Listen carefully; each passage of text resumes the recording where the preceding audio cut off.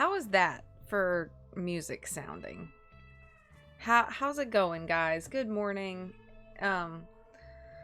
It's not even 11 for me, so I assume, unless you're in other countries, that it is also still morning for you. Unless you're watching this later on YouTube and or Twitch VODs, in which case, happy morning, afternoon, evening, middle of the night to you. I hope you're having a great day, everybody. Thanks for being here. I do plan to finish Mystery on Maui today. I have myself some peppermint tea in my mug. I got some really cool loose leaf tea for my birthday, which was Tuesday, and I really wanted to try this lychee black tea that I was given, and I couldn't find, so when I make loose leaf tea, I don't ever like make a whole pot or pitcher. I always make just like individual cups. So I have like a French press that I put like the tea leaves, you know, in the bottom, and then heat up water separately and then put the water in the French press and let it steep that way, and it's really effective. But I couldn't find my French press this morning, and I got really frustrated looking for it, so I was like, forget this, I have peppermint tea bags, I'll just use those. So that's what I did. I'm sleepy, but I was sick yesterday, so I had to wake up super early. Oh, that's the worst. I'm sorry you're not feeling well. I hope you feel better very soon. So yeah, if the music is good, shall I just get started with the last third of this book? Let's see if I can remember what is happening. I am doing very well today. Thank you for asking. I have to go to work later. I have to leave for work at 1:30, and it's 11 now, so I have 2.5 hours before I have to leave. Loose leaf is pretty good, but yeah, it's more difficult. It like takes more steps to get to the enjoyable cup. Coco, that's sad. I'm sorry. I've been happy to see you streaming. Let me do some shout outs actually.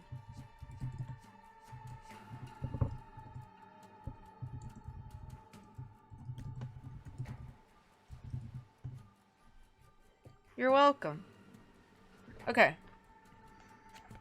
I'm gonna start. I know... Okay, I'm looking at the end of the last chapter, and it was that Ruby lied to Nancy about being at that cafe or whatever that she and Bess saw her at. So that's where we're at. Chapter 10. A Perfect 10. Maybe Ruby lied because she's embarrassed about needing money, George suggested. That's a good possibility, Nancy said. But she made such a point of telling me her finances were in great shape the other day. She even said she hoped to retire soon. It was like she was expecting to get a lot of money in the near future. I don't know what Ruby's up to, but I do know we're going to be late for the contest if we don't leave right now, Danny said urgently. All right, Danny, Nancy grinned. You win. My questions about Ruby can wait for the moment. I'll try to catch up with her at the contest. The first round of the Gulf Coast surf-off was just getting underway when they arrived at Honolulu Beach. Honolulu Beach, sorry. The day was bright and balmy.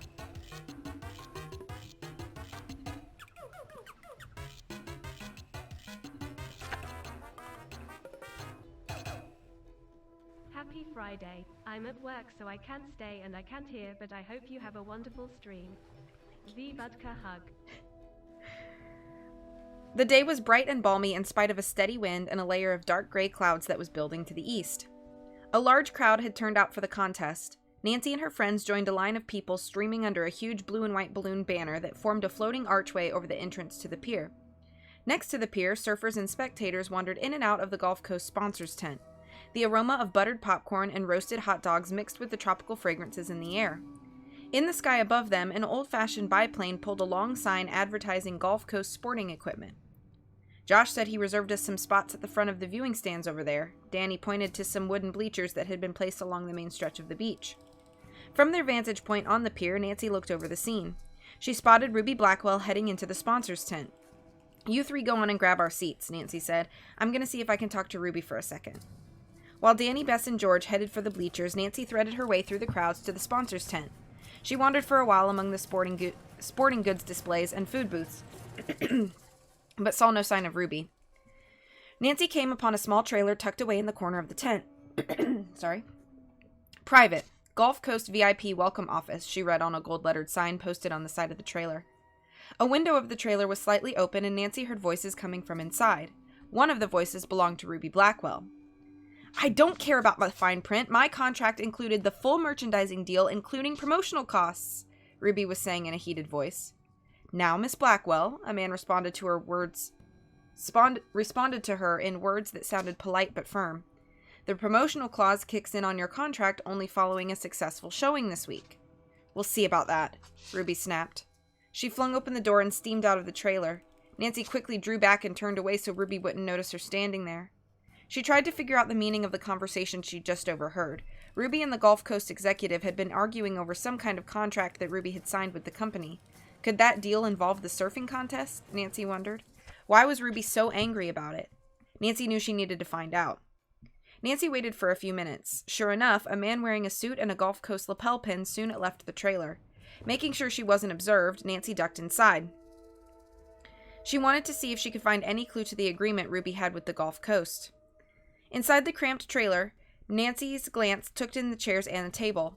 The room was clean as a whistle, no paperwork, and no other sign of anything to let Nancy know what kind of contract Ruby and the executive had been discussing. Nancy felt annoyed with herself. Searching the booth had turned up nothing. She should have followed Ruby or the Gulf Coast executive, she realized. A voice over the loudspeaker announced the first heat of the Gulf Coast surf-off, interrupting her thoughts.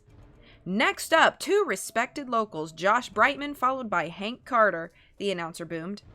Nancy headed back to the viewing stands. She'd have to follow up on Ruby's contract after Josh's first ride of the contest. Hey, Nancy. George handed her friend a pair of binoculars when she arrived back at the bleachers. Josh is over there. I am stoked on this wave action today, Danny exclaimed. That storm to the east is really making the surf go richer. That means you're excited because the storm's whipping up some monster waves for the contest, right? Nancy grinned. You got it, Nan. Danny reached over and ruffled her strawberry blonde hair. Nancy peered through the binoculars at the competition area, which was roped off by bright orange and white buoys. She saw Josh floating far out, waiting for his first wave. When a powerful set of rollers moved in, Josh pushed himself forward with his arms. Rising up on the board, he took command of the lead wave as it built into a majestic, towering curve. What a gnarly wave, Danny said. Josh held back and waited for just the right one. Now you guys watch him pull out his bag of tricks. Josh bore down on the curl, crouching low to reduce wind resistance and gather speed. Then he launched his board like a rocket into a spectacular 180-degree air spin and landed neatly back on the wave. Way to go, Josho! Now he'll shoot the curl, Danny said.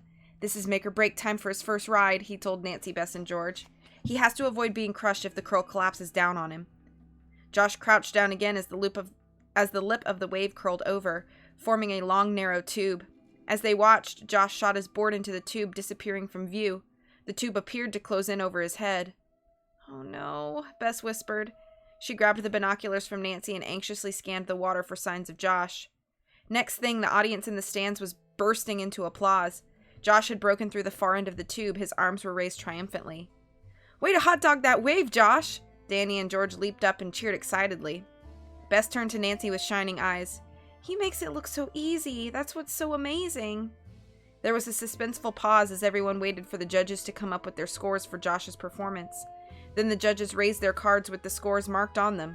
10, 9.9, 10, and 10, Danny proclaimed. Almost all perfect scores. Now it was Hank's turn. He executed his ride with expert technical precision, but Hank's surfing style could not have been more different from Josh's. While Josh had cruised the waves with joyful ease, Hank appeared tense and studied. When the judges posted Hank's scores for his first ride, the numbers were high, but they lagged behind Josh's. So far, Josh and Hank held the first two places in the standings. Josh is way in the lead, Danny said as soon as Hank's scores were announced. They're scheduled for the next heat in an hour or so we can take a break. I'm going to go talk to some of my buddies down at the competition area. I'm hungry, Bess announced suddenly. I could go for a hot dog right now. We'll go with you, Bess, Nancy offered. I'm in the mood for a dog with everything on it.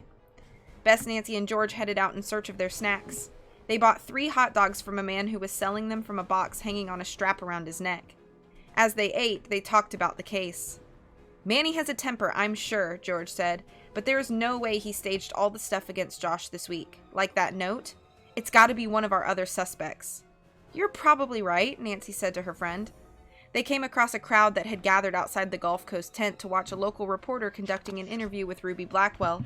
Ruby had her new surfboard, the Stinger, propped up next to her. She and the... This music.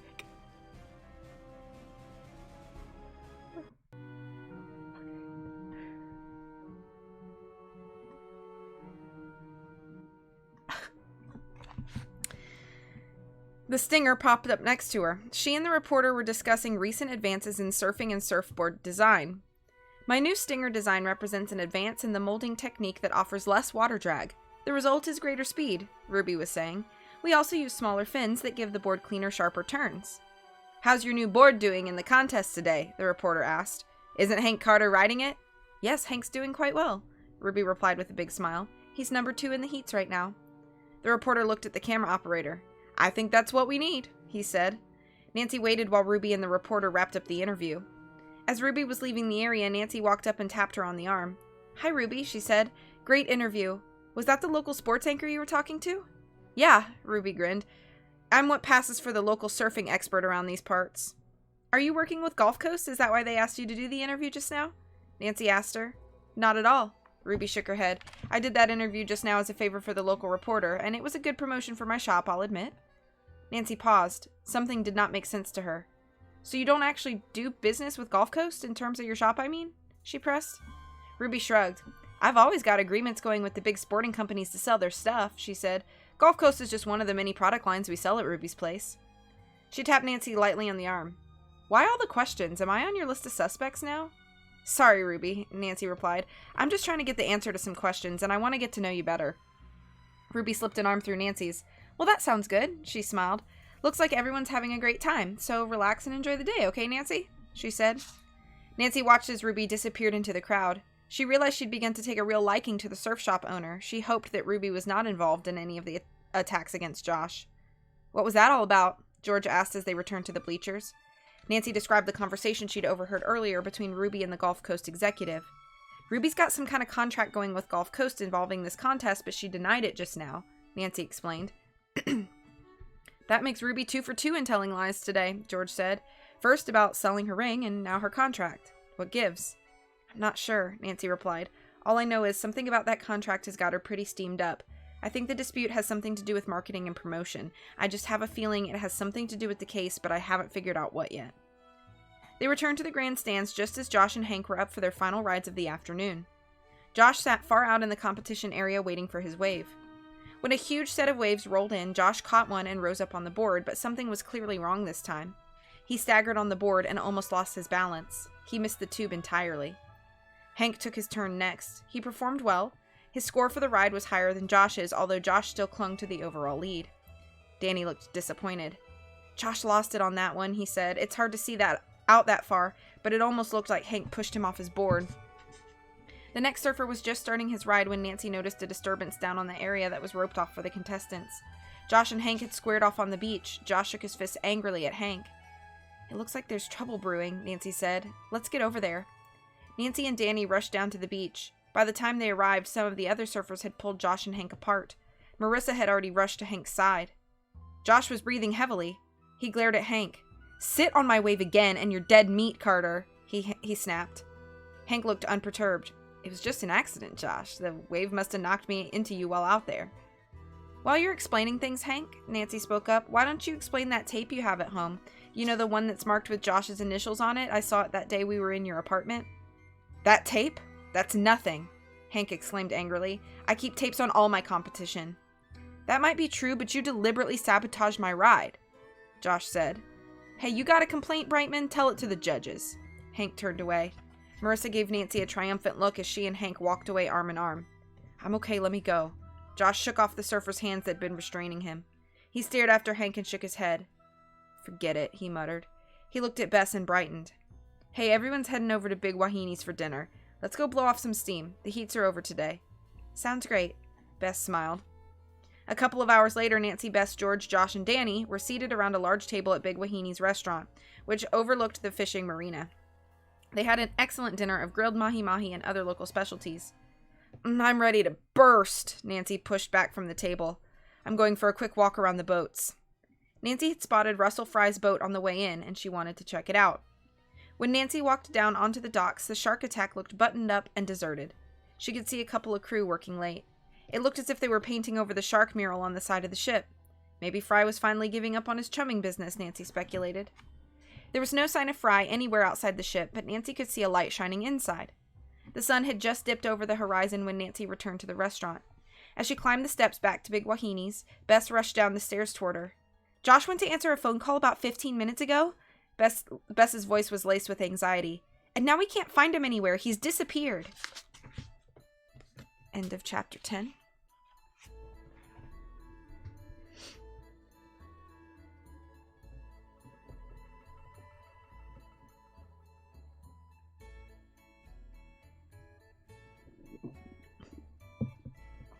Ooh, good luck with a capture card. And thank you for subbing for 15 months, Coley. I really appreciate it.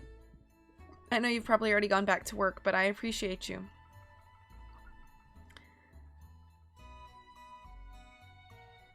Yay, Doge hype. Evening, Moocher, how are you? I just randomly heard "sit on my lap" and "you're dead meat." Quality writing. I'm pretty sure it was "sit on my..."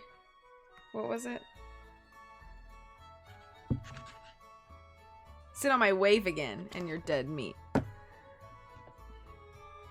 I mean, it would be probably also weird if Hank had sat in Josh's lap. I'm glad you're doing just fine. Thank you for the claps. The music got really scary there for a quick second, so that's why I turned it down and skipped ahead a smidge. So yeah, if anything weird happens with the music again, just yell at me in all caps and I might see it pop through on the screen. And hello, Tara. Good morning to you.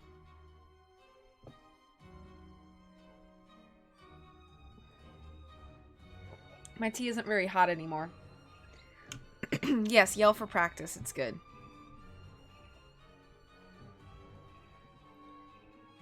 Da, da, da, da, da, da, da, da, da, da, da, da. Oh, good point, because she said she couldn't hear. True. You're the brains. I just read words. You're the smart one.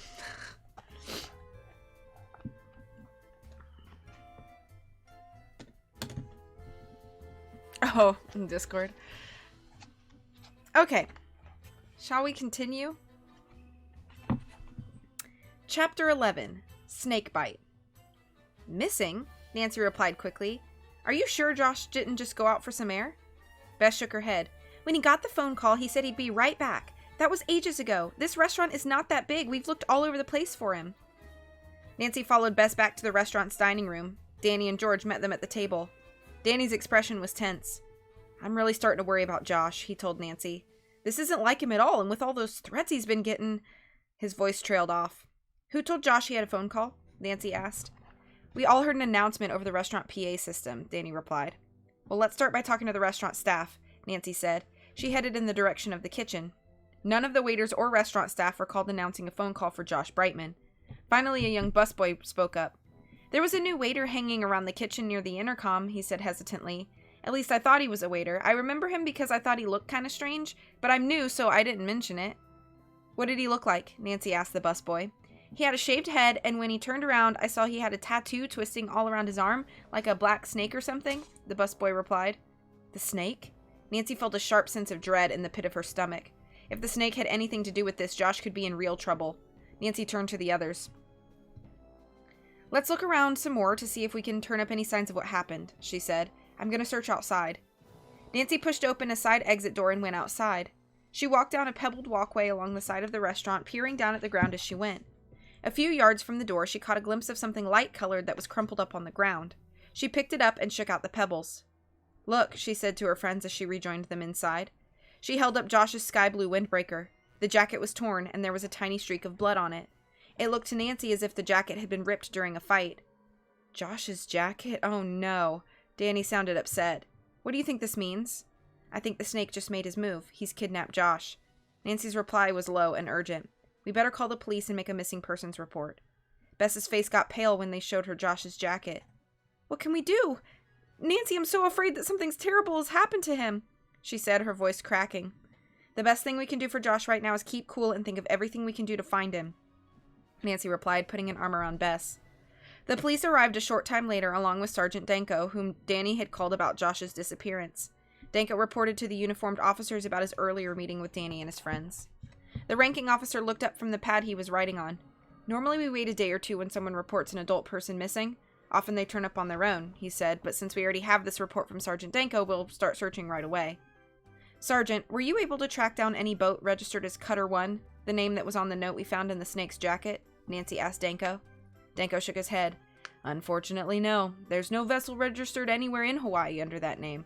I even checked California listings. Nothing's turned up there either." He looked around at the disappointed faces. "Don't worry, we're going to trace that number you gave us, and maybe it'll turn up something." The uniformed officer closed his pad. "For now, I recommend you all head home and wait for a call from your friend Josh, or from his kidnappers." A steady drizzle soaked the Jeep's windshield as they made their way back to the Takamura house. Nancy, Bess, and George stayed awake in their beds talking until way past midnight, discussing Josh's disappearance. Finally, Bess and George fell into a restless, fitful slumber. A keen sense of urgency kept Nancy awake long past the time that the other two girls were breathing steadily. She had to figure out what happened to Josh, and fast. Otherwise, their friend's life could be in serious danger. The next morning, Nancy was up before sunrise. As if her mind had continued working to solve the case while she was asleep, she was jolted awake by a sudden thought. The snake's note. "George, Bess?" She shook the other two girls by the shoulders to wake them up. George protested sleepily. "Listen, what if the name Cutter on the note I found in Snake's pocket wasn't the name of a boat?" Nancy said urgently. "What if Cutter is the name of a person?" "You think Cutter could be Snake's name?" George had snapped awake. "Maybe, George," Nancy replied. "It's a long shot, but let's just see if there are any Cutters listed in the phone book." She rummaged around the room for a telephone book. Bess already had her hand on the receiver.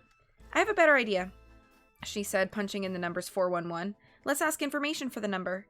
Information had one listing for a T. Cutter. There was an address listed. "Let's go check it out," Nancy said. She turned to George. "I know you're not going to like this, but I think you should stay here," she said. "What?" George began. "First of all, you need your rest," Nancy interrupted her friend's protest. "And second, we need you to stay by the phone in case Josh has been kidnapped or in case we call and need your help." "That makes sense," George said. "I admit I am a bit tired," she added as she got back under the covers. Nancy and Bess dressed quickly, then woke Danny. The leading edge of the storm had brought dark gray clouds that moved across the sky as they headed out in the Jeep. "On the way, let's stop off at the beach to check what's up with the surfing contest," Nancy said. A few fat, heavy raindrops pattered against the windshield. Danny peered up at the clouds. "Looks like the storm's finally starting to move in," he said. The threesome drove in silence. They could feel the Jeep being buffeted by a strong wind that had kicked up from the east. "Looks pretty bad over that way," Danny said. "I'll bet the contest organizers are going to postpone the contest." When they arrived at Honolulu Beach, the pier area was almost deserted. Manny Manolo was running a storm flag up the pole at the end of the pier. The flag had a hollow swirl on it, the international symbol for a tropical storm. "Contest's been postponed," Manny shouted to Danny over the sound of the rising surf. "The storm gained strength overnight, and it's supposed to hit the island at high tide in a couple of hours." "That's great news," Danny exclaimed. "Nobody would wish a storm on us," he added hastily, "but at least Josh won't lose his place in the standings while we're out searching for him." Using a map from the glove compartment, as well as Danny's knowledge of the island, they arrived at the area that information had listed as the address for T. Cutter. The address was in a neighborhood on the fringes of a run-down harbor town called Point Guerre. Guerre, maybe? This town was is the opposite of the beautiful seaside port of Lahaina, Nancy thought. Point Guerre was an industrial fishing and cannery town. The heavy smell of rotting fish hung everywhere.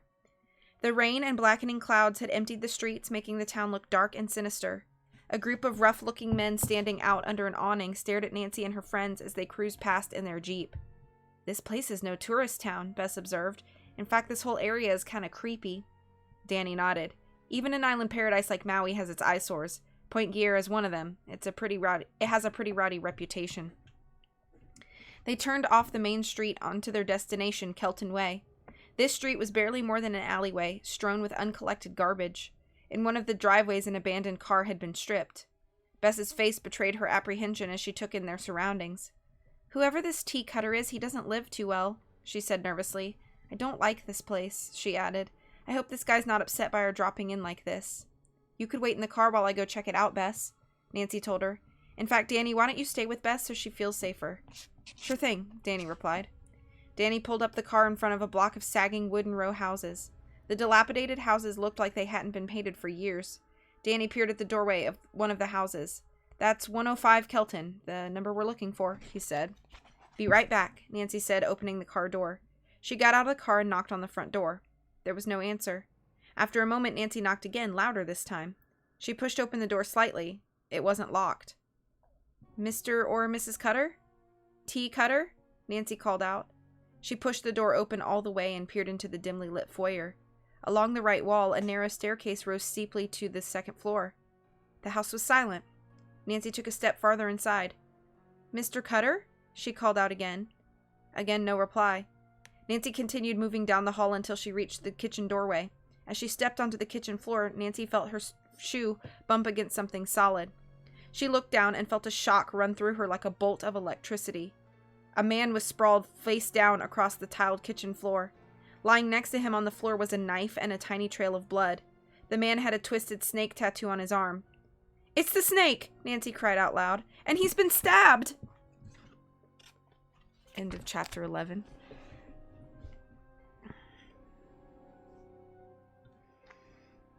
Continues to fill essay with quotes to reach word count because brain is dying. As a classic novel once said, sit on my wave again and you're dead meat. Truly profound. Let me explain what it shows about human nature and competition. There, I helped. You did. Probably would give me an A. I'm writing about British literature, but I could squeeze in the line somewhere. Yeah. I think I've used the word society at least a dozen times. Forces in the dead meat. The man was clearly a drunk. Clearly. Thank you for the claps.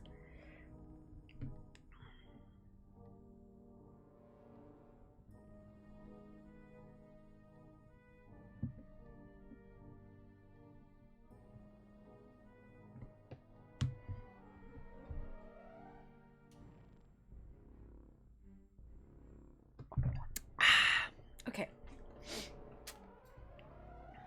I like how, it's like 2 different shades of pink in my chat from Tara and Coco. It's very nice. I like it. And I guess I'll just continue pressing. Hope you guys are enjoying. Chapter 12. Out Cold. Nancy knelt beside the snake, picked up his wrist, and felt a faint pulse. Then she ran to the front door to signal Danny and Bess to come inside. Bess's jaw dropped at the sight of the snake lying on the floor. It is the snake. The color drained from her face. Is he still alive? Nancy nodded her head. Yes, but just barely. She said, we've got to get an ambulance here, she said, frantically looking around for a telephone. After she'd given the emergency operator all the information, Nancy looked around the room. The kitchen floor right around the snake's body showed heavy black scuff marks. From the way the knife is lying next to him and these scuff marks, I'd say he was stabbed while fighting with someone. These are definite signs of a struggle. She noticed some objects scattered on the floor near where the snake lay. There were a few loose coins, a pen, and a couple of wadded up tissues. The tissues were streaked with traces of a glittery substance, Nancy noticed. Well, we know that Snake's real name must be T. Cutter for starters, Nancy began. Nancy's thoughts were interrupted by the wailing of emergency sirens approaching from a distance. Timothy P. Cutter. The investigating officer read the name on the driver's license he'd just pulled from the snake's pocket wallet. We'll run a check on that name. By now, the kitchen was filled with police and emergency medical people. Sergeant Danko had just arrived. He and the ranking lieutenant spoke with Nancy and her friends while the police technicians concluded the examination of the scene. The lieutenant was the same officer who was leading the investigation into Josh's disappearance. The snake, I mean Cutter, was stabbed, wasn't he? Nancy asked the policeman. The lieutenant nodded. That's correct. It looks like the Cutter was stabbed once. He and the person who stabbed him were probably fighting over the knife. We'll take the weapon and examine it for fingerprints. What about checking Cutter's phone records? Nancy asked them. Phone records might provide a history of who he talked with recently. Maybe that would lead us to the person who's holding Josh. Good thinking, Nancy. Sergeant Danko looked at her admiringly. You have a real detective's mind. The lieutenant put some notes in his pad. We'll certainly pursue those phone records, Miss Drew, but it'll take a while to trace down the numbers, he explained. Nancy was keenly aware that precious time was passing. Whoever stabbed Cutter had raised the stakes enormously. Cutter's attacker might be feeling panicked over his actions right now, and if Josh had been kidnapped, his situation could be all the more dangerous. What about that Marine telephone number that was written on the note we found in Cutter's jacket? She asked Danko. Were you able to track that down? Danko nodded. Yes, we did. The number was originally assigned to a boat registered out of Daring Harbor. The number isn't working anymore, though, and no owner is listed. I'm sorry it didn't turn up anything, Nancy, he said. Nancy pressed her lips together. She felt frustrated by the missing link between Josh's disappearance and Cutter's attack. The only link so far was Cutter himself, and now there was no telling if she'd be able to talk to Cutter. An officer approached them. Headquarters ran that check on Cutter you asked for, Lieutenant, he said. Timothy Cutter is a small-time con, it turns out. His last permanent address was in Sydney, Australia, where the local authorities ran him out for petty theft, fraud, and trafficking protected animals. We have a line on him because he's already been busted several times in Honolulu. Sounds like Cutter's a real 3-time loser, the lieutenant commented. You say he sold protected animals like birds and reptiles? Nancy asked the officer. The man nodded. Nancy turned to Bess and Danny. That might explain where that snake came from that was put in Josh's duffel bag.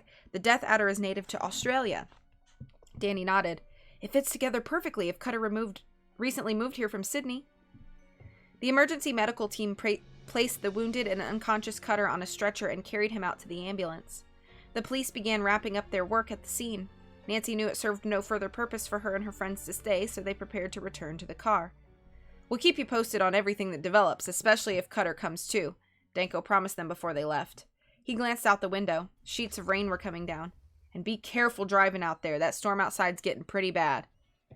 A downpour soaked the group as they ran back to the Jeep. Water from the runoff was already creating a swirly mess of muddy streams on the streets of Point Guerre. Good thing we have a 4-wheel drive, Danny observed. This is a really great vehicle to have in a storm. They continued across the outer perimeter of Point Guerre and passed a big shopping complex. Nancy looked around. Danny, could you pull into this parking lot? She asked suddenly. Danny turned the car into a grocery store parking lot. What is it, Nancy? He asked her. You need to pick up something?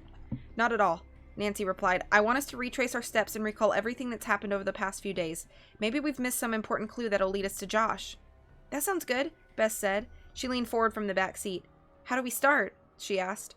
Let's start with a key question, Nancy said. That is, how did Cutter know that we were going snorkeling at Shipwreck Reef on Thursday? That's when he tried that shark chumming stunt that scared us all so much. He must have found out where we were going somehow. Maybe he was following us at a distance the whole time? Bess suggested. Nancy shook her head. Maybe, but I was being very careful to watch for someone tailing us that day. Did anyone know where we were headed that day?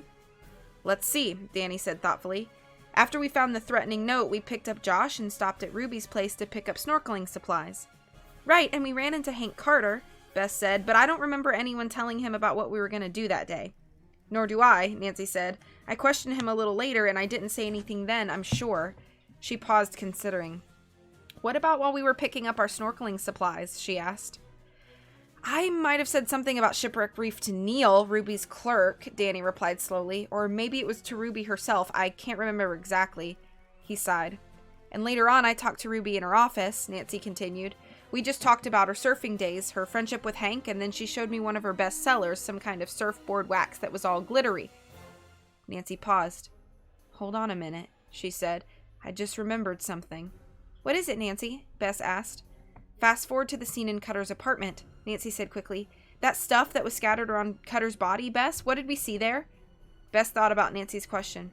Well, she began, there was some loose change, some used tissues, and other stuff, like someone spilled a purse. Like someone spilled a purse. You got it, Bess. Nancy's voice rose excitedly. It was right in front of us. Nancy looked at Danny. Danny, where does Ruby Blackwell live? She lives on a houseboat near a small peninsula, Danny replied. It's pretty remote. I think she likes her privacy. It's just east of Daring Harbor. Daring Harbor, that's where Sergeant Danko said that Marine number had originally been registered. You remember the number we found in Cutter's pocket? Nancy said. Daring Harbor, that's right. Now Danny was getting excited too. And the boat that the number belonged to must be a houseboat. Nancy completed Danny's sentence. Ruby Blackwell's houseboat, that is. I'll bet anything that the number in Cutter's jacket belonged to Ruby's houseboat. What does that mean? Bess asked. Nancy reached over the back seat and gave Bess a hug. That means we may be a step closer to finding Josh. I think Ruby may have kidnapped Josh. She might have even stabbed Cutter. End of chapter 12.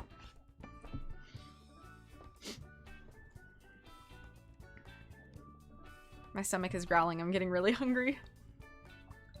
I have to turn in my essay by 12. Can I do it? You got 33 minutes.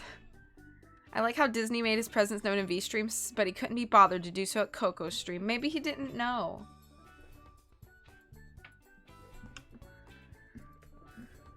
Ordered capture card probably gonna come on Monday, so expect some streamies. Woo! I want to play Alba, Tangle Tower. Oh, Tangle Tower. Tangle Tower, what a delightful game. Spirit of the North first, since they're kind of short. Donut Country. County? Donut County, that's what it was. Too many options, not enough time. Donut County was very cute.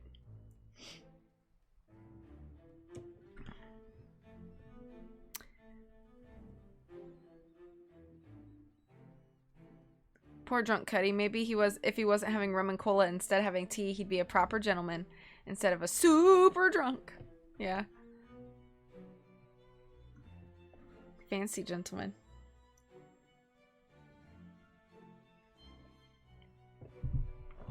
Good old Fall Guys. Thank you for the claps. Tangle Tower is 10 out of 10.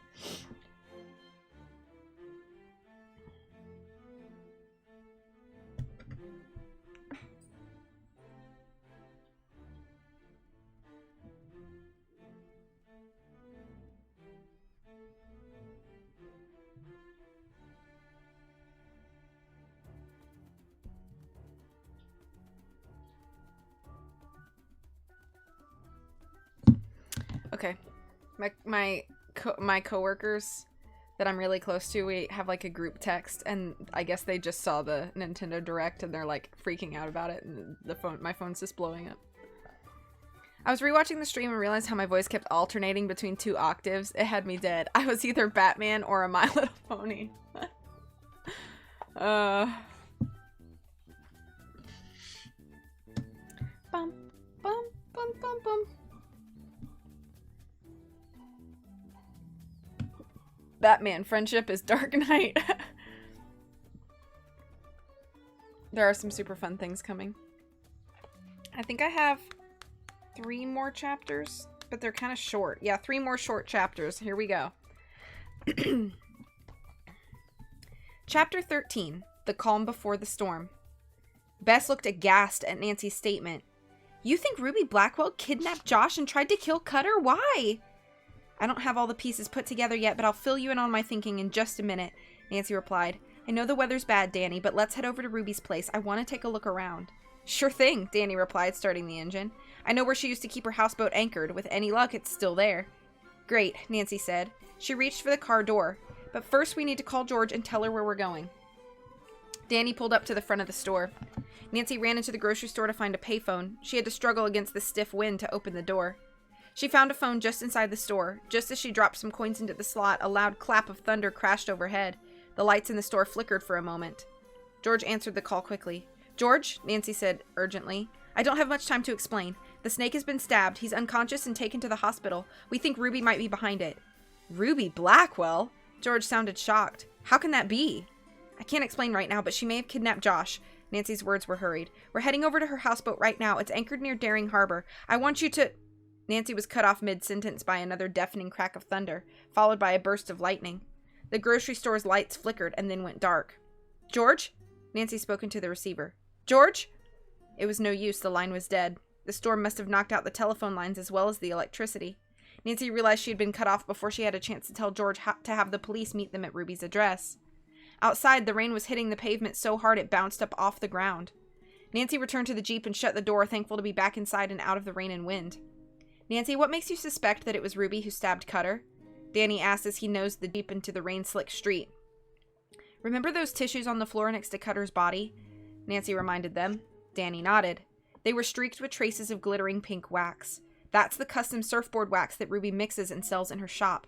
She told me herself she's always having to wipe it off her hands with tissue. So the fact that those tissues with the surfboard wax were next to Cutter, Danny began, means that Ruby must have been with Cutter when he was stabbed. Nancy concluded. What I don't know is why she was with Cutter. Maybe she was working with him, and they had a falling out, or maybe he was blackmailing her for some reason. She could have even stabbed him. It's all so hard to believe, Bess shook her head. Ruby seems so nice. Nancy nodded. I know what you mean, Bess. I remember overhearing a call that sounded like someone was threatening her. Maybe that was Cutter. You said you also think she kidnapped Josh? Bess asked. Nancy shook her head. I don't have the answer for that yet, but I suspect it has something to do with her financial woes and her contract with Gulf Coast. We know she's been short of cash. She borrowed money, sold a ruby ring, has a big pile of overdue bills. There must be some financial reason that she wanted Josh out of the contest. I hope the road to the harbor hasn't washed out, Danny said, shifting the car into first gear. If so, you can only approach that area by boat. And this is certainly no day for a boat ride, Bess said. Listen to the rain pounding on the car's roof. By now, they'd been driving down the main beach highway for 30 minutes. Danny slowed the car down next to a prominent cluster of sandalwood trees. He peered at the opening to a side road. There's no sign, but I recognize those trees. This must be at Daring Way. He turned off the highway onto the road, which was barely more than 2 muddy strips cutting through the tropical forest. Danny shifted the Jeep into low gear and edged the vehicle forward. Even at slow speed, it was a bumpy ride. This is wilder than an amusement park ride, Bess said. They reached the end of Daring Way. The road stopped at a pebbly beach that had a wooden ramp leading down into the water.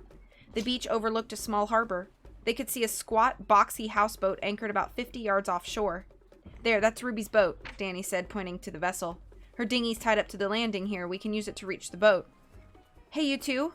Bess nudged Nancy with her elbow. In case you've forgotten, there's a wicked tropical storm out there. We will tip over. We will make it, Bess, Nancy assured her, but you can stay here if you prefer. Bess looked around her as if weighing her options. None seemed pleasing. All right, she said grudgingly. Count me in.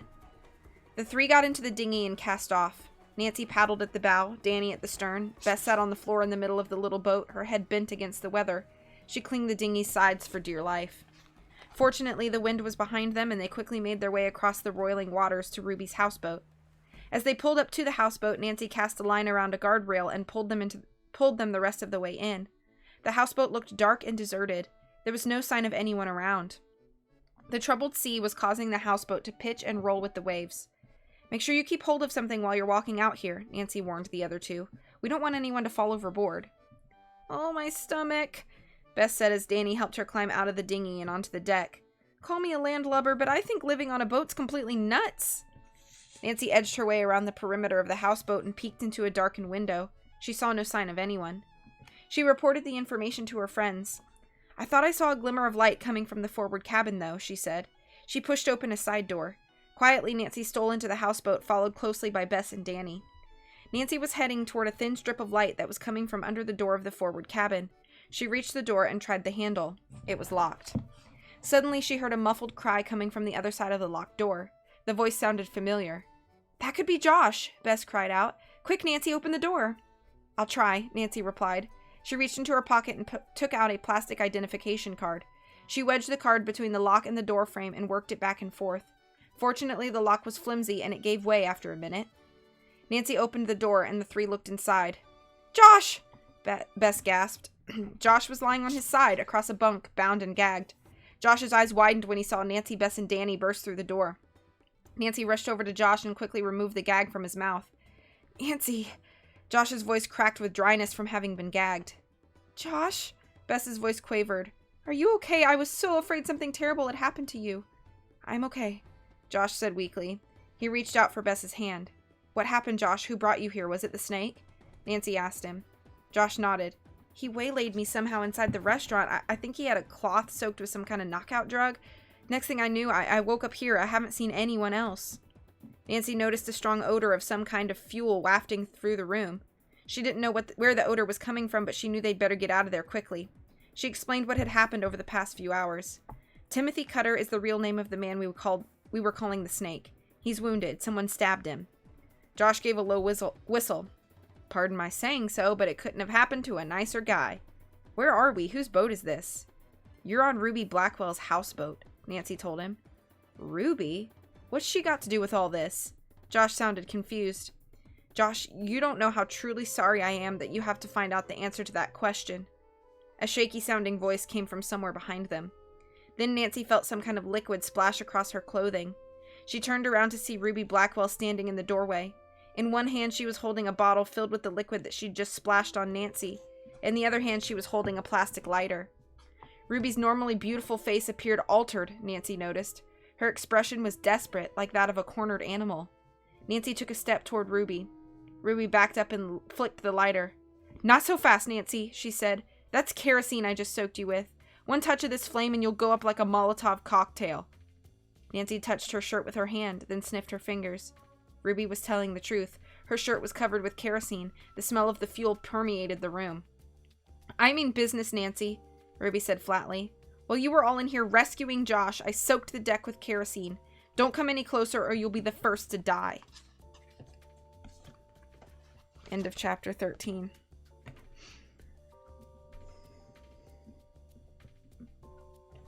Why do you think that person did that, Nancy? I don't know. Their hat, I guess. Good enough. You solved another one, Nancy. Bess, adding nothing for nearly 90 years. Bess adds love of ice cream. I could add that. True. Oh, look, Bess adds seasickness. Josh, you're into some weird stuff. Nancy's Hawaiian holiday, aka a mystery, is found. Hello, JP Jammin. How you doing? Thank you for the lurk. I only have 2 small chapters left, so it won't be too much longer of a stream, but I'm glad that you're here. Kerosene like Home Alone, yeah. Do you smoke, Nancy? Only when I'm on fire. Hey! Look at Tara with the Ghost Dogs quotes. Thank you for the claps. I'm proud of you. Nancy Drew is life. Nancy Drew Tumblr has been unhinged lately. Let me tell you a little bit about Nancy Drew Tumblr. So right now there is trending polls going, because Tumblr has polls now. Trending polls going on of sexiest Nancy Drew culprit is currently happening on Tumblr. I hate it. Another thing that's happening is what is currently being referred to as Darylgate, which is edits of remastered Secrets Can Kill Daryl being edited into other scenes and memes, and Nancy Drew, his face on other Nancy Drew characters, and it's pretty terrifying because remastered Secrets Can Kill Daryl looks awful and scary and not cute at all like original Secrets Can Kill Daryl. He was pretty cute, you know, but like remastered Daryl, he's scary and he got no eyebrows or lips, and so Darylgate is currently a thing on Nancy Drew Tumblr.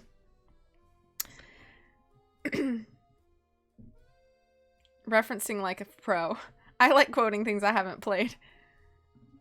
Yeah, so those are currently things that are happening on Nancy Drew Tumblr.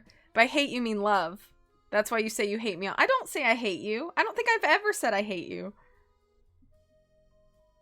I mean, we haven't had any content. Yeah, that's exactly what my friend Ray said. She was like, this is what happens when you haven't given your fan base any new content or games. They make their own. I mean, I do love you, but I don't hate you. And I have never said that I hate you. I don't think, to my recollection. If I have ever said that, it would have been in 100% jest. What else is happening on Nancy Drew Tumblr right now? Let me think. What are we supposed to do then? Gotta make them creepy edits for Nance Entertainment. Yeah, exactly. I think those are the 2 big things happening on Nancy Drew Twitter right now. Yeah, those are the 2 big things. Oh, and on Tumblr in general, Vanilla Extract is currently a meme because for some reason, like when polls happened, people were like, let's bake a cake. Choose the ingredient you're adding. And it was like all the cake ingredients, and like Vanilla Extract had like a million. Like it was just like so many votes, and it was just like skewed terribly proportionately. And so Vanilla Extract became a meme on Tumblr polls, and now it's like people were adding Vanilla Extract as a poll option even if the poll was not about baking at all. I've seen the Vanilla Extract thing, yeah. Can they just say that there's a game in a place that Nancy goes to with a mystery and more than 2 puzzles, yeah. I mentioned that briefly and how you clearly said Joseph should win by some people's standards. Yeah. Yeah. By some people's standards. Can't wait till we get to the Thanos round. Because obviously, he would win. Obviously. Alright. 2 more chapters. I mean, can you blame a girl? Anyway. Okay, two more chapters. Let's go. Chapter 14, A Desperate Act. Nancy was focused on the wild look in Ruby's eyes. The young woman was desperate enough to try something crazy. Anything Nancy tried at this point might rattle Ruby and set off an explosion. Nancy decided to try to stall for time in the hope that George had figured out that Nancy had wanted her to contact the police. "We found Josh, Ruby, so you can let us go now," she said slowly. "Don't think I'm stupid," Ruby snapped. She jerked her arms, waving the flame dangerously close to the gas-soaked rag. "I can't let you all go. I'm in too deep as it is." "Why, Ruby?" Josh spoke up. "What started all this?" Ruby remained silent. She started rocking back and forth on her heels and waving the lighter as if she was building up to some kind of action, Nancy thought grimly. Nancy knew she needed to keep Ruby talking in order for them to stay alive. "I know what happened. You needed money, didn't you?" she began. "And the Gulf Coast surf-off was your big chance. Tell me, Ruby, was Hank Carter going to give you his winnings if something happened to Josh?" Ruby looked at Nancy. "You've almost got it figured, Nancy. Yes, I wanted to get money from the contest, but not in the way you think.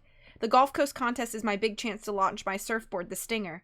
Gulf Coast is going to market it all over the world." Nancy thought about the conversation she'd overheard earlier between Ruby and the Gulf Coast executive. They'd been arguing over a marketing and promotions contract. Suddenly it all began to make sense. "I see. So they'll market the Stinger, but only if Hank wins the contest this week, is that right?" she asked. Ruby nodded. "Josh, you know I tried to get you to go with the Stinger too, but you wouldn't," she said crossly. "You blew it for all of us." "But Ruby," Josh began. Nancy motioned for Josh to stop talking. Ruby was making less and less sense, and Nancy didn't want Josh to push her over the edge. "Tell me, Ruby," Nancy continued, "how did you meet Timothy Cutter?" Ruby gave a chilling smile. "Oh yes, Cutter. You all called him the Snake. He and I had a good laugh about that one." She looked at Nancy. "My good old friend Captain Russell Fry gave me Cutter's name as someone who would do a job without asking questions. Russell had no idea what I was planning to do, though." "So you hired Cutter to steal Josh's surfboard?" Nancy prompted her. Ruby nodded. "That was all I really wanted from Josh, to get his board so he would take me up on my offer to ride the Stinger and win the contest with it." "And then what went wrong? Why all the threats and attacks, and why the attempt on Cutter's life?" Nancy asked. "Cutter got an idea of how much money I stood to make from the Gulf Coast contract, and he started blackmailing me," Ruby explained. "I wanted him to stop." She looked at Josh. "Cutter kept doing the worst and worst things. He said he'd tell the police that I did them, and he'd skip the country, then I'd end up taking the fall," she said. "So you went to Cutter's house to confront him," Nancy suggested. Ruby's chest heaved. "Yes, I tried to argue with him. I even threatened to turn the tables and turn him in," she explained. "That's when he started waving around that knife. I got scared and fought with him, and the knife fell to the floor. We both grabbed for it. I got there first, and he lunged for me. And I guess you know the rest. I still can't believe that I stabbed him. He shouldn't have come at me so hard, or he'd still be alive. It was all his fault." Nancy realized that Ruby thought the knife wound had been fatal. Of course she thought she'd left him for dead. "I killed him," Ruby snarled, "just like I'm gonna kill you." Nancy felt a cold bead of sweat pop out on her brow. "You're no murderer, Ruby. You didn't kill Cutter. He was wounded, and he's in the hospital. The police will understand why you stabbed him." "No, no!" The wild expression returned to Ruby's eyes. "I'm ruined, can't you see? The stabbing, the kidnapping, the stuff Cutter did, no one can ever know about any of that, or I'm finished." "So you'll kill us all?" "I can't believe that, Ruby," Nancy said soothingly. "You're not like that." For a second, Nancy thought her words might be having an effect on Ruby. The surf shop owner blinked and lowered the lighter slightly. Then she snapped back to an angry expression. "No, it's too late." Ruby shook her head. "I can't let everything I've worked for go down the drain. I want you all on the stern now," she ordered. Nancy and the others were forced to follow Ruby onto the rear deck of the houseboat. "Tell me something, Ruby," Nancy said as they made their way through the houseboat. "Were you also behind what happened to those other 2 surfers, Jojo Sargent and Kiko Man?" Ruby shook her head. "Kiko managed to come down with food poisoning all on his own. But his illness did give me the idea to drive the top competitors away from the contest. Cutter planted the skateboard that tripped Jojo, and next on the list was Josh." The houseboat gave a sudden lurch in the storm. Nancy was too far away from Ruby to make her move, but she started positioning herself closer to knock away the lighter. They arrived on the back deck. To Nancy's surprise, they came face to face with Hank Carter. Hank was just climbing on board from a motorized skiff. "What's going on here?" Hank demanded. "Ruby?" he asked. Nancy could see that he looked confused by the sight of Ruby holding the lighter. I came to check to make sure you were all right in the storm. Hank, you shouldn't have come, Ruby said. Now everything is ruined. What's ruined? What are you talking about? And what are you doing with that kerosene? You're gonna win the contest, Hank, don't you see? The slightly mad sing-song quality had returned to Ruby's voice. These people are all going to disappear, and you and I will win that contest and be together forever. Hank took a deep breath. Ruby, you know I care, and I want to win that contest as much as anyone, but this is crazy. He raised his hands in a gesture of helplessness. Ruby stared wildly at Hank. The lighter flame inched closer to the kerosene bucket. You take that back, she yelled. It's not crazy. I did this for you, as well as for me. Her voice took on a determined, deadly tone. Climb back in your boat, Hank. Looking scared, Hank did as Ruby said. Ruby prepared to lower herself into the boat next to Hank. Just then she accidentally dropped the lighter. It fell onto her skirt. The garment instantly burst into flame. Before Ruby had a chance to cry out, Nancy tackled her. The two of them were thrown into the water by the force of Nancy's attack. Nancy dived under the waves. She kicked hard to rise to the surface, coughing and gasping for air. Nancy, take my hand, Josh yelled to her. Hank had dived overboard to grab Ruby. Just then, Nancy could see pulsing blue lights strobing out to them from the shore. She breathed a sigh of relief. The police had finally come. End of chapter 14. Who's the hottest? Thanos loses to vanilla extract. Okay, so let me talk about my Tumblr. Okay, so I made a Tumblr poll, and it was like, who is the hotter Labyrinth of Lies boy? And I did it, of course, on Tumblr during the meme. So the choices are Grigor, Thanos, Vanilla Extract. Vanilla Extract is winning in my poll. I memed too hard. Just light 'em up, light 'em up. Believe it! Throws lighter at them. They all burn. The end. Wow, Ruby sure is clumsy and dumb. I know. Really. Thank you for the claps. I appreciate it. Ha ha ha. Yeah. That's how I read your laugh in my head, but I know it was actually just like a real laugh. Yeah, so I memed too hard on Tumblr. And Vanilla Extract is winning. So. Shall we read the last chapter? That's how I start. Oh, good. Alright, last chapter. Chapter 15, Aloha. There's nothing like the calm after the storm. Danny inhaled deeply and smiled at Nancy. Don't you agree? You mean the calm after 2 storms, don't you, Danny? Nancy said with a half-wry smile. That is yesterday's tropical storm and Hurricane Ruby. She leaned forward and rested her arms on the wooden railing of the pier at Honolulu Beach. They were standing with George and Bess at the far end of the pier, watching the finals of the Gulf Coast surf-off. The tropical storm from the previous day had moved on past the island, leaving a glorious sapphire sky in its wake. Danny shook his head. It seems almost like a bad dream now, how Ruby turned on us yesterday. And to think that all along she was trying to scare Josh away from the contest. Well, Josh is certainly making up for his lost momentum today, George observed. Josh had returned in triumph to today's surfing finals. To no one's surprise, his scores so far put him way out in front of the pack, trailed by Hank Carter. What do you think will happen to Ruby now that she's been busted for what she did? Bess asked them. For starters, I expect she'll be in the hospital for a few days, recovering from those kerosene burns, Nancy replied. Fortunately, none of the burns were serious. After that, it'll be up to the local authorities to decide what to do with her. And get this, you guys. Danny nudged Nancy with his elbow. Hank Carter has hired some kind of big-time lawyer to take her case. He wants to make sure she's well represented. I can't believe that Hank remained so loyal to Ruby after all she did, Nancy said. That'll really make Marissa jealous. Josh had just cruised to shore on his final surfing run. After a moment, the judges raised their scorecards. The scores revealed that Josh had won the contest by a wide margin. Yes! Danny yelped happily, pumping his fist into the air. I can just see the headline on tomorrow's sports page. Josh Man nails the Gulf Coast. Presenting this award and a check for $75,000 to Josh Brightman.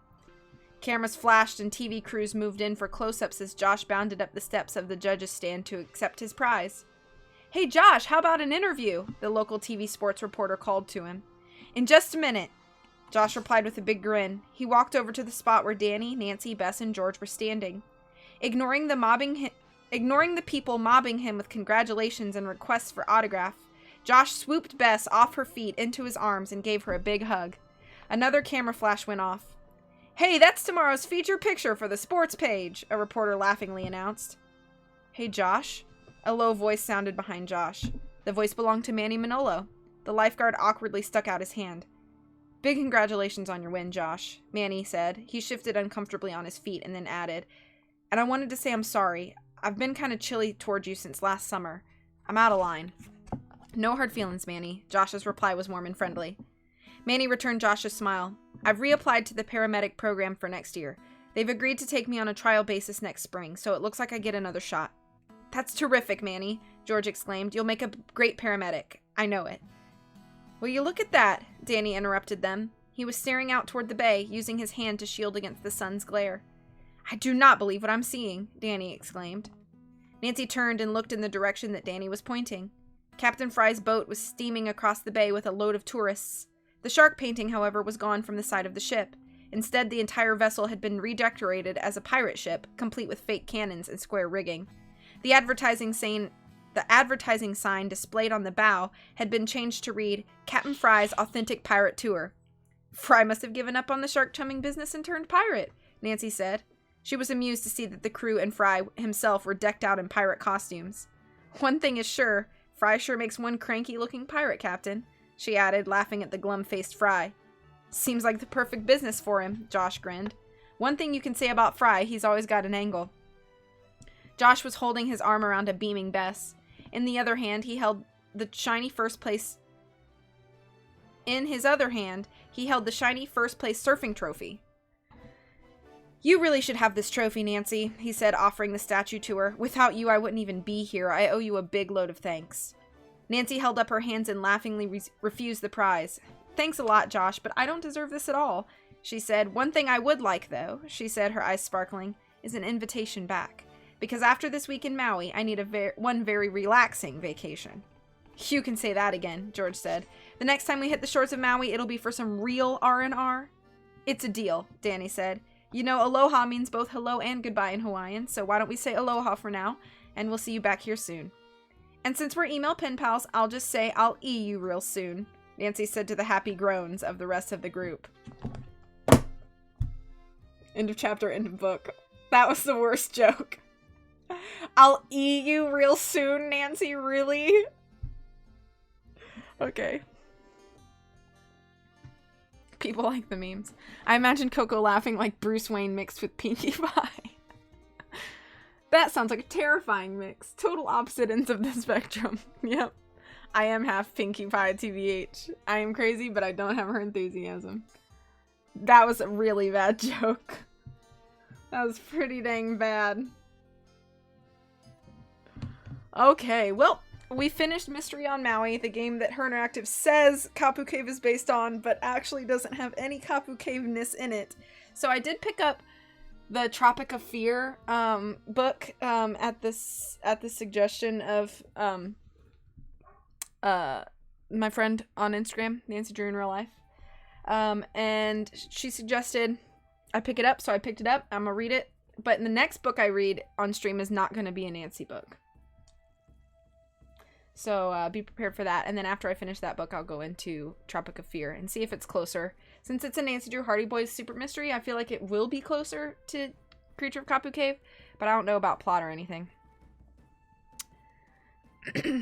Look at me, my participation trophy best, and my first place trophy for serving. Except for being in Hawaii. Yeah. That was literally the only thing, is it was in Hawaii. Thank you for the claps. I hope you guys enjoyed it. Sorry for the shorter stream. I'm gonna see who is streaming right now that we could potentially raid. And then I need to go eat because I am starving. And I have to leave for work in an hour and a half.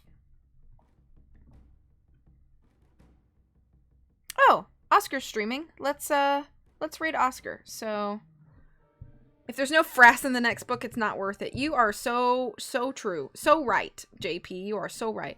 Have to go to class and finish my essay and eat food, so I'll see you all soon. Good luck on your essay, Coco. Submit it, submit it, submit it. We'll see you soon. There's